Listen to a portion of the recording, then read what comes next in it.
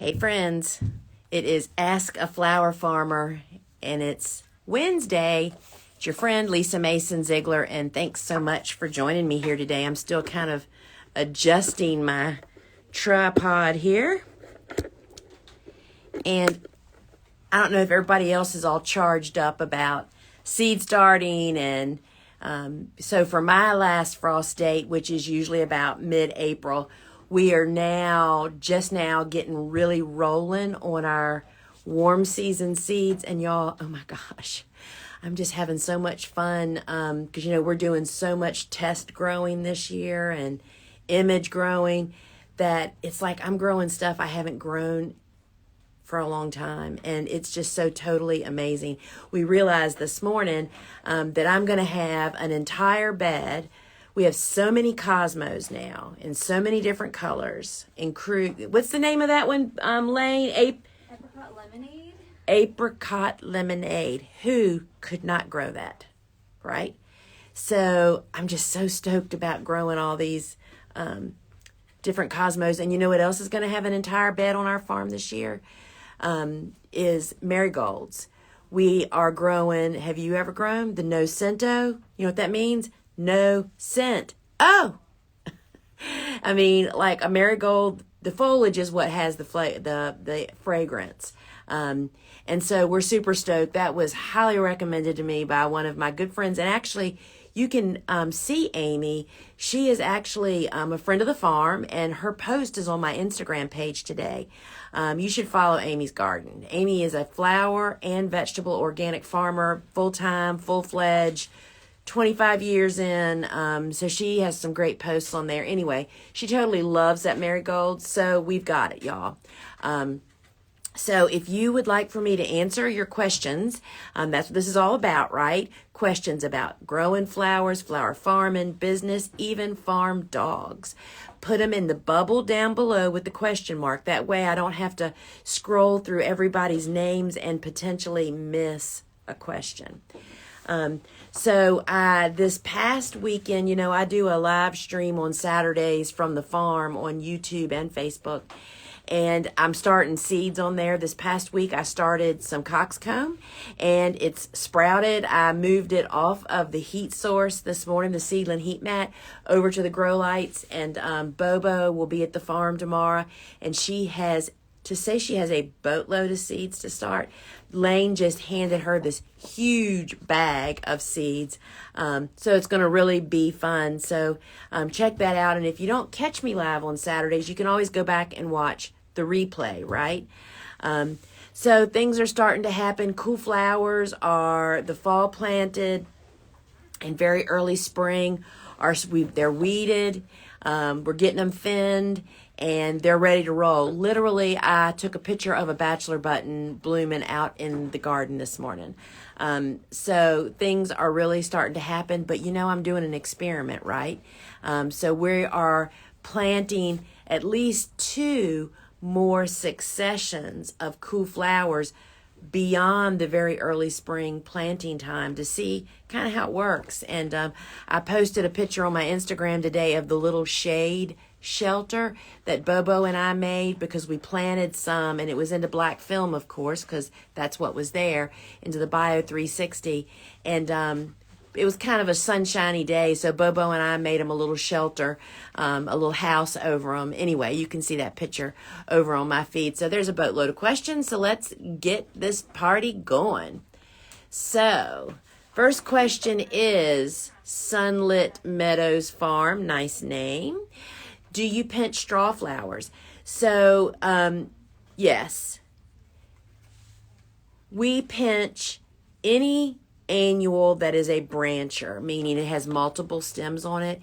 And my rule of thumb is that I pinch 50% of a crop typically when we are going to pinch. That means that we get earliest blooms from the non-pinched ones, but the pinched ones get early branching. So we do both. And I did forget to show y'all this. If y'all are on our mailing list, this is going to be showing up in your mailbox. It's just this totally awesome postcard. And if you order from us, they're actually putting them in there too. This is what's got me so stoked. I mean, there's just I grow the same seeds year after year, y'all. And when I see pictures of them like this, it's like, oh my gosh, I got to plant that again. So keep your eye out for that in your mailbox or in your box from an order if you are getting, if you've placed an order. And I do want to say this. Hey, Lane. Yes. We have a new eucalyptus. How do you say the name? I'm saying Parvula gum. Parvula gum. You can go to our website. We currently have it in stock. They just stocked it up on Thursday. And there's an image there of it, and it is really beautiful. So just a heads up about that. And I've got new names for all of our eucalyptus, or these plants that have these hard to pronounce names. I get nicknames for them. So I'll have a nickname for that one here soon. All right, Little Daisy Flower Garden. Thoughts on seeding sweet peas indoors versus direct sowing 4A last frost mid-May? So that's a great question. The thing is that by starting them we start them indoors in 2-inch soil blocks, and they do beautifully. We only start them like 2 weeks before we want to plant them outside, and we have learned that sweet peas we learned this from Farmer Bailey, who is like the sweet pea guru now, right? I mean, he really knows how to get them all to germinate. They actually grow seed now. And we found this last year, well, in the fall, when we planted all of our sweet peas, because we're only in zone 7B, 8A, that literally we sowed the sweet peas in the 2-inch blocks and literally sat them out on our carport for those 55-degree nights and warmish kind of days, and we had the best germination of sweet peas we've ever had. No heat mat is what I'm saying to you. But the gift of you starting them indoors or in a controlled area where you could put them out, put them wherever you're going to have that 50 to 60 degree kind of window for them, is you can move them around, and then once they sprout, you can put them under grow lights and get them to grow on and be so far ahead. If you direct seed them out in your garden, it's going to be, you got to have those conditions for them. So it's up to you. We start them indoors so we can, once they sprout, then we put them under grow lights and give them that 70 degrees to get them to vegetatively grow. But we plant them in the garden when they're just 2 weeks old, and they do fabulous. What spacing do you plant your Lizzie? I did 6 inches last year, but seemed they had extra space, did 7 rows across. How many rows do you do? So that's kind of what has brought me to where I am today is you plant Lizzie-anthus, and then it grows, and you can still see the top of the bed, right? Even when they're like in full bloom. So that has led me to plant Lizzie-anthus in a 30-inch bed. 30 inches, y'all. Not 36, not 48. 30-inch wide bed. I put 8 rows. So they are pretty darn close together. And then in the row, they're 6 inches apart. And the reason we kind of stick with that is we use the flower support netting for our spacing guide whenever we're planting. That way there's no guessing involved. We just roll it out on the bed top, and Bobo plants, using that as her guide.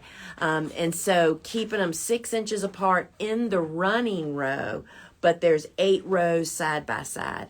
And they do fabulous. The whole problem that people experience when they try to do this is you have to have we still only use one level of support netting. I have never used more than one level on anything, but it's all about your stakes. You can use this on dahlias or Lizzie-anthus. The staking for the Lizzie-anthus bed, we put stakes like every 4 to 5 feet because that canopy is so heavy once bloom time comes. So that's where you need to really ramp up, is on how you support that. Our straw flowers seem vegetative, and the flowers were small last year. Do you think we applied too much nitrogen? I really do not have an answer to that. I've never experienced that.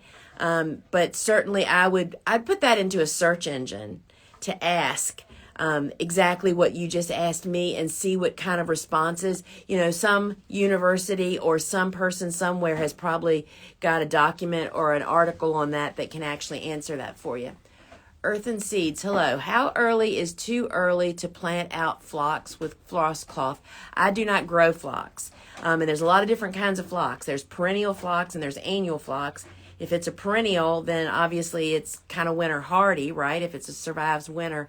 But I cannot answer that. We started in 3/4 inch blocks and bumped up to 2 inches a few weeks ago. And they're big and bulky. We're in zone 6 to 7 high desert. It's spring here now, but could get more winter storms. Last frost mid-May. I mean, you would have to look up the specific variety again. I don't grow phlox, so I'm not familiar with them. And ask, is it a cool season hardy annual? Or, just put whatever the name of the phlox is, cool season hardy annual, and see what comes up. That's where I would start to try to figure that out. We're about to get bad weather, and I have sunflowers due out. Should I wait? Well, bad weather, I'm not sure what that means, if that means cold or rain.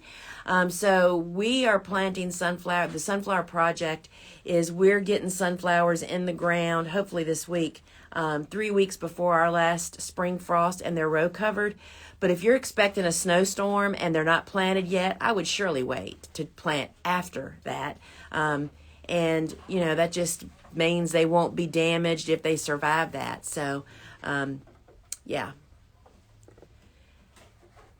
How can I get my Snapdragons to germinate? I've tried them on both soil blocks and in trays and still no germination. 2 weeks on, I feel the soil dries out too quickly, and I'm in the highlands of Scotland. Well, hello, Scotland. So I just germinated Snapdragons. If you watch the YouTube from this past Saturday, I showed a tray of, I think it's either Opus or Rocket, it's part of our experiment. And it's your temperature. There's a temperature problem. So for us, we use a seedling heat mat, and our air, which is triggered off, it's the thermostat works off of the air temperature. The room is about 68 degrees. So that means the mat is heating up to 15 to 20 degrees warmer than that. And we water every morning the soil blocks, and there is wide weave burlap laying on top of the soil blocks immediately after we germinated them.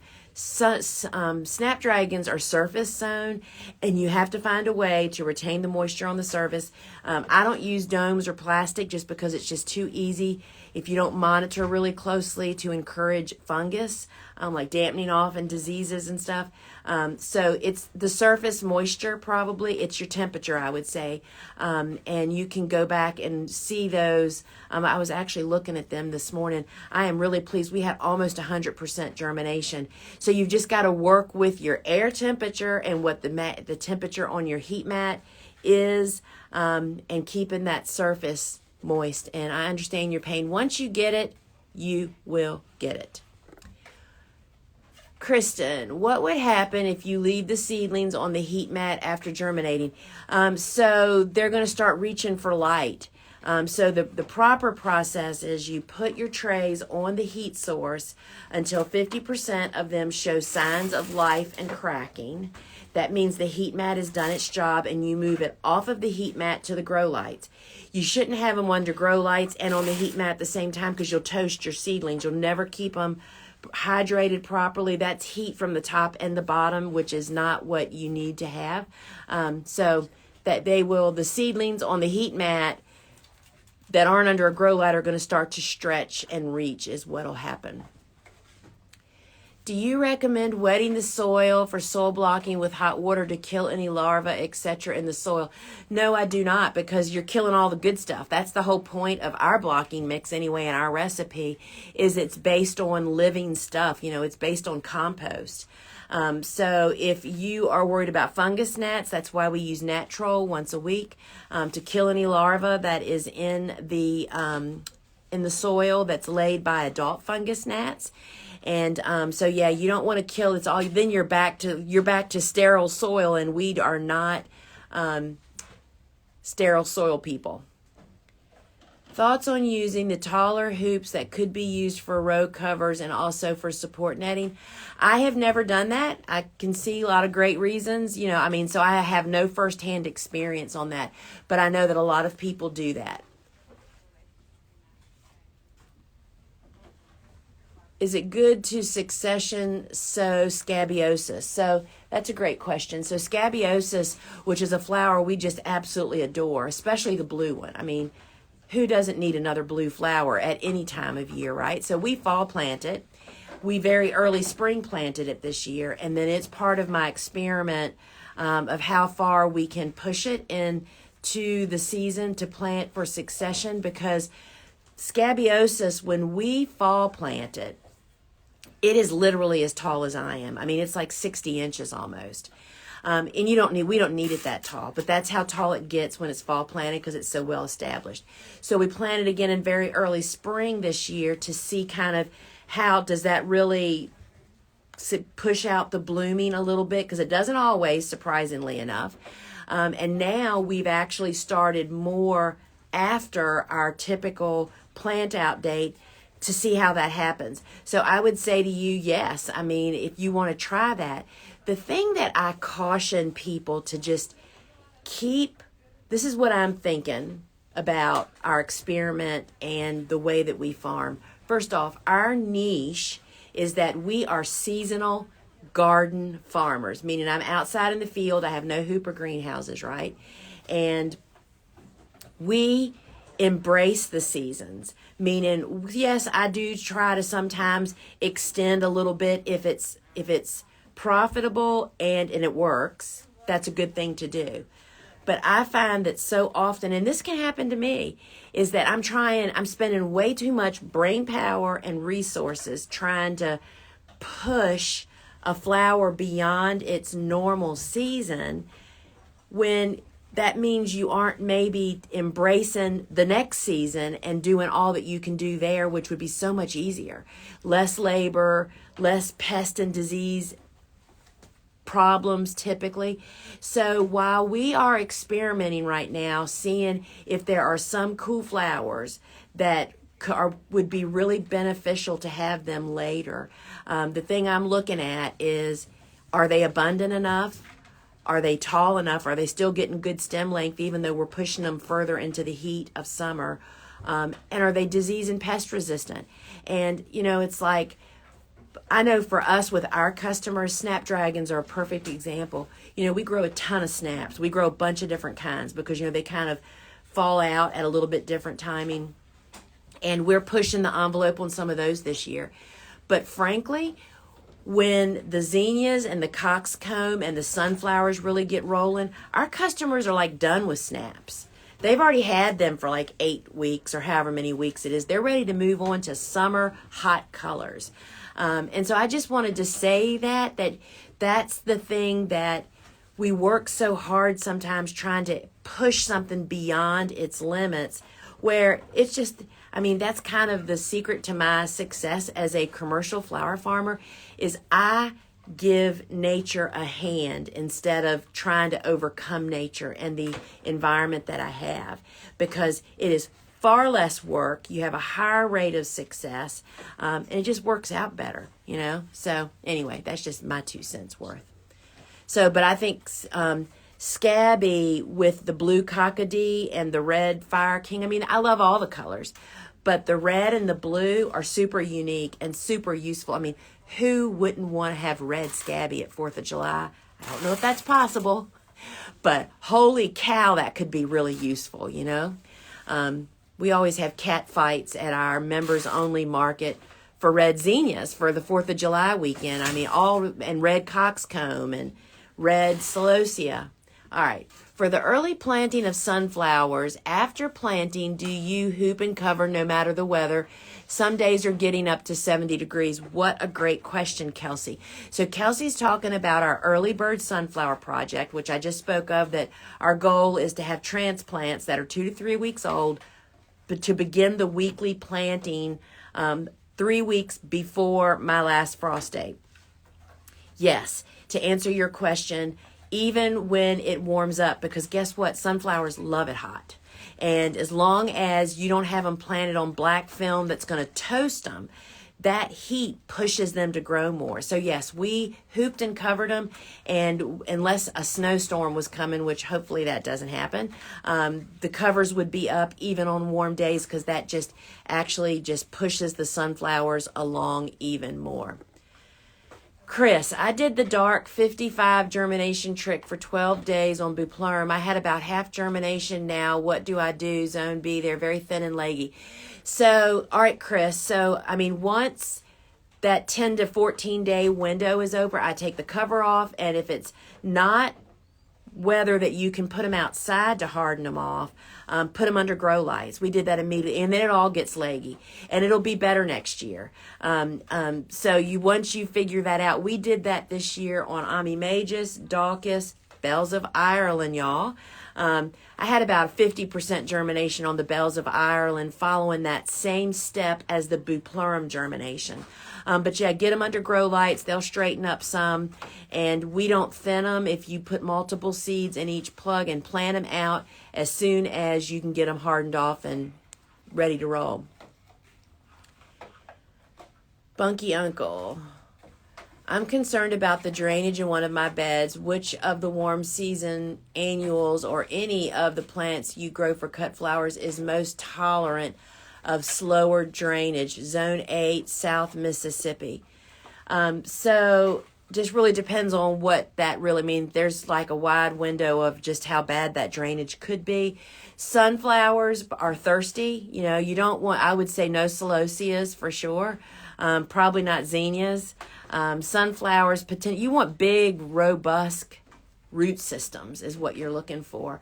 But I would say get yourself a broad fork and work on that bed before you plant anything. Get down, 8 to 10 inches. I love the broad fork that the Cobra Head is the brand name. Those are my friends.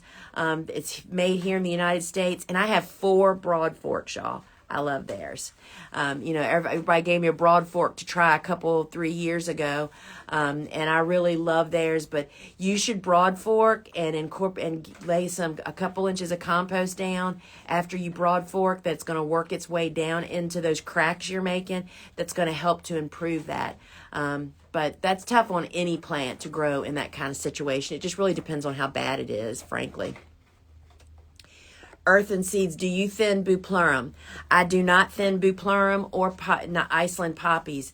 The Iceland poppies, just because they don't have really big bushy foliage, but the Buplurum is a one cut for us. It doesn't rebranch, and so when we plant those cells this time of the year that have 2 to 4 transplants in them, we still plant them out at the same spacing, 4 rows to a 30-inch wide bed, 6 inches apart in the row, and we let them grow on. If they start looking like they're screaming uncle, I might go back in and pull some out. But in general, I'm just looking to get a 24-inch plus stem, and we cut it at ground level. They are certainly not nearly as nice as our fall planted Buplurum is like 48 inches tall. It's amazing. But we're just looking for just tall enough, right? So no, we do not thin unless we have a problem. When we bought house, lilies and irises were plentiful and gorgeous. Last year, only 4 bloomed. I would not be the person to ask about that. You really need to find out what varieties, or at least what type. There's a lot of different kinds of irises. There's a lot of different kinds of lilies. And then I would take pictures and maybe go down to your local nursery somewhere where it's garden people, not just a big box store, and show them the pictures and say, this is what I've got and they didn't bloom last year. What could it be? That's what I would do. Or I would put that in a search engine and find yours and see what they say. Grace cut flowers. As you know, poppy seeds are tiny. Agree with that. I've just sowed them outside, so should I thin them? So no, if you're talking about Iceland poppies, we do not thin.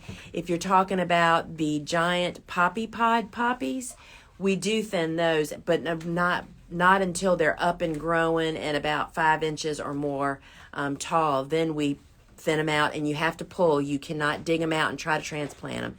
They do not respond to that very well, and you really threaten the seedlings you're trying to leave if you start digging around in there. Thoughts on peonies? Start with a few or invest in a lot. Thanks, and hi from Kansas.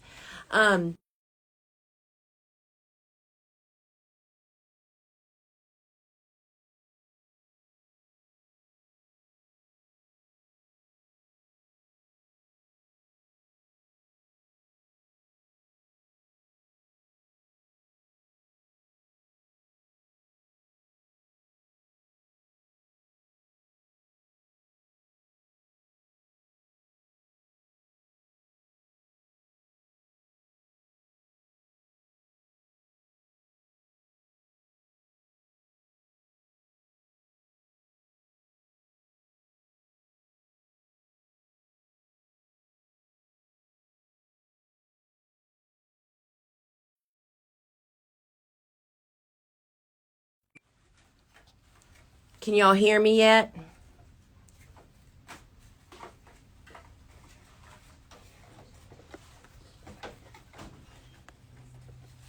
Can anybody hear me?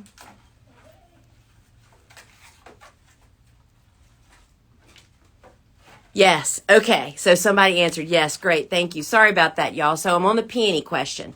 So I think peonies are definitely a great investment if you are in this for the long haul. And because, you put them in the ground and don't start cutting them for several years. So yes, to answer that question for you. All right. Is there any problem with leaving the row covers up until the plants outgrow it? They are just so good at keeping pests out. So the problem with leaving the row cover up, it totally depends. I mean, you don't want to overheat what's under there, for one thing. And so I take it off. I mean, it's like I can't wait to get the row covers out of our garden for cool flowers.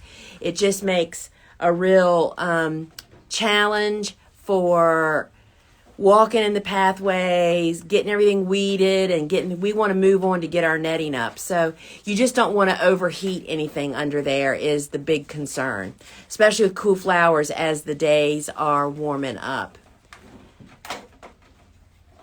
So how do I turn in my crimson clover cover crop? So crimson clover is a cool season cover crop, but this rule applies to all cover crops that I'm aware of. Whenever the best time to extinguish in, turn under in the life of a cover crop is when it is, unfortunately, the most beautiful, at the height of bloom. And the reason you're doing that is there's several reasons. One is when they are blooming and looking really, really beautiful, that is when the plant is at its most tender fleshiness, which means it will break down the quickest. Secondly, you do not want to let it go after that because then it's going to set seed and potentially become a weedy problem. You know what I mean? They'll start reseeding in your garden excessively. And thirdly, when you wait that long and allow it to go to seed, the plants are so blooming tough. I mean, it takes 2 to 4 times the length of time for that plant to break down, and you have to do some serious chopping.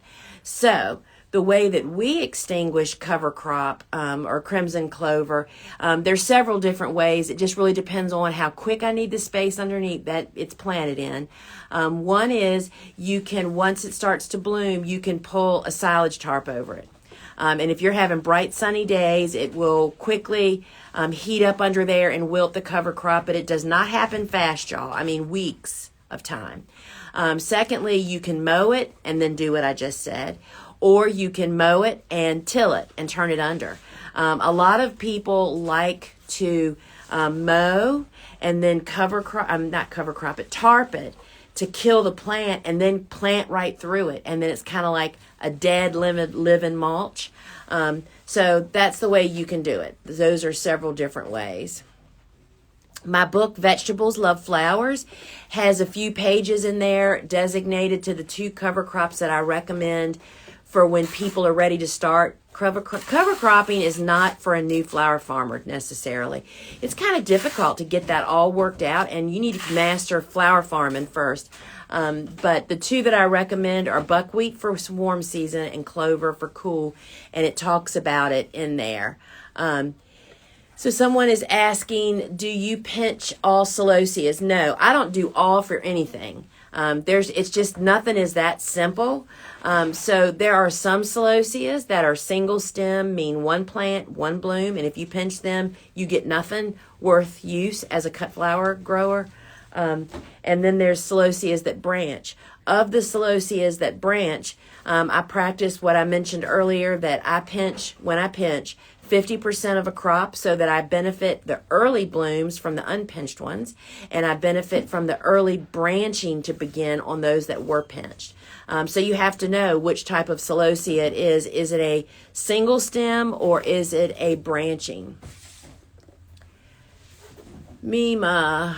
Oh, mimosa. I say Mima, sorry, because I have a friend named Mima. Flower Hill Farm. My larkspur is looking very full. Is the first year I've grown them as a cool flower. When do yours typically bloom? We almost always missed Mother's Day. So we'd be lucky to get it in for Mother's Day. And I call it a flash crop, meaning it doesn't branch. What we get is what we get. And it typically, I started growing it by different colors, and I learned that the white is the latest of the varieties that I grow at the QIS. And once it starts to bloom, you'll have it for a couple of weeks, and then you're done. So larkspur is not a long haul crop by any stretch. Getting ready to make your soil block mix, what compost would you suggest? Any compost, the key is that it needs to be finished, meaning processed completely. Not to have a lot of big chunks of stuff. It's going to have some chunks. Don't get me wrong if you find little pieces of stuff in it, because, even though our ready-made mix is sifted twice by a huge gazillion-dollar machine, it still has chunks in it. It happens. But you don't want a lot of stuff, a concentration. So the key is, I've used manure compost, leaf mold compost, worm casting compost. All those varieties are great, but the key is they have to all be composted and gone through the process. So I think you're good to go on anything you would actually choose. I keep hitting the wrong button, y'all. Suggestions for what to plant after tulips and daffodils are done and pulled. Well, first off, you would never want to pull daffodils. Tulips, yes. Tulips are annuals, y'all. You only get 1 year out of them. And daffodils, not the same. They naturalize, and they spread and get bigger and better each year. So you would not want to categorize the two of them together. I don't do that kind of plant. I don't do succession planting in that way. I don't companion plant, I guess is what I would say. So I really can't guide you on that. I'm just now making my leaf mulch. I only have raised garden, bed soil, organic compost, and cocoa peat. I find myself feeling nervous about transplants. Are worm castings a good idea too? Any of those items that you just listed, I only have raised bed, soil, organic compost, and cocoa. I'm not sure if you're saying you mixed all those things together. You want to be sure when you start adding a lot of stuff to your soil that you have a good ratio of soil. What happens a lot of times in cocoa coir and even peat moss and even compost is they just don't hold moisture as long as good soil does when it's all incorporated and kind of come together to be a great soil. So just be careful of adding a lot of different things. But worm castings are a good thing. So I went a little bit over here.